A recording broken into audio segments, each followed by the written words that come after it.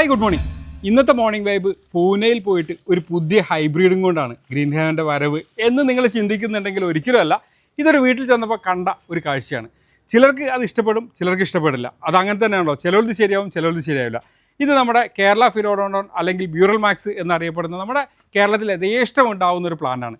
ഈ പ്ലാന്റിനെ ചെറിയൊരു തട്ടിപ്പോട് കൂടിയിട്ട് ഈ ഒരു കളറിലേക്ക് മാറ്റിയിട്ടുണ്ട്. ഇതിപ്പോൾ ഒന്നും സംഭവിക്കാറില്ല, ഇഷ്ടംപോലെ ഇലകൾ വരുന്നതാണ്, ഇഷ്ടംപോലെ ലീഫ്. ഇപ്പോൾ ഈ വീട്ടിൽ ഇതിൻ്റെ ഇൻഡോറിലും ഔട്ട്ഡോറിലും ഒക്കെ ഒരുപാട് കളേഴ്സ് സെറ്റ് ചെയ്തിട്ടുണ്ട്. അപ്പോൾ ഇഷ്ടപ്പെടുന്നവർക്ക് എടുക്കാം. ഇത് യഥേഷ്ടം ഉണ്ടാവുന്ന ആളുകളുണ്ടാവും, അവർക്ക് വേണമെങ്കിൽ ചെറിയ അക്രലിക്കിൻ്റെ പെയിൻറ്റോ ഏത് തരം പെയിൻറ്റിലും നമുക്ക് ചെയ്യാം.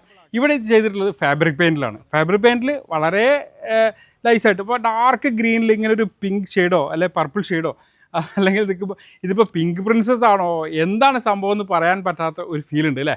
അപ്പോൾ സംഭവം ഞാനിതിനെ പ്രോത്സാഹിപ്പിച്ചിട്ടൊന്നുമല്ല, പക്ഷെ കണ്ടപ്പോൾ ഒരു ഭയങ്കര വെറൈറ്റി ആയിട്ട് ഫീൽ ചെയ്തു.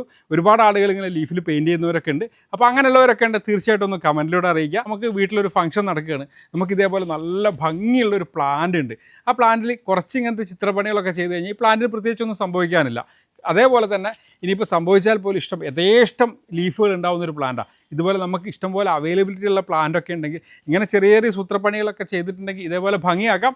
അത് ഇഷ്ടപ്പെടുകയാണെങ്കിലും തീർച്ചയായും വീണ്ടും പറയുന്നു, ഇഷ്ടപ്പെടുകയാണെങ്കിലും ഇഷ്ടപ്പെട്ടില്ലെങ്കിലും തീർച്ചയായും കമൻറ്റിലൂടെ അറിയിക്കുക. അപ്പോൾ എല്ലാവർക്കും നല്ലൊരു ദിവസം ആശംസിക്കുന്നു. Bye from green heaven.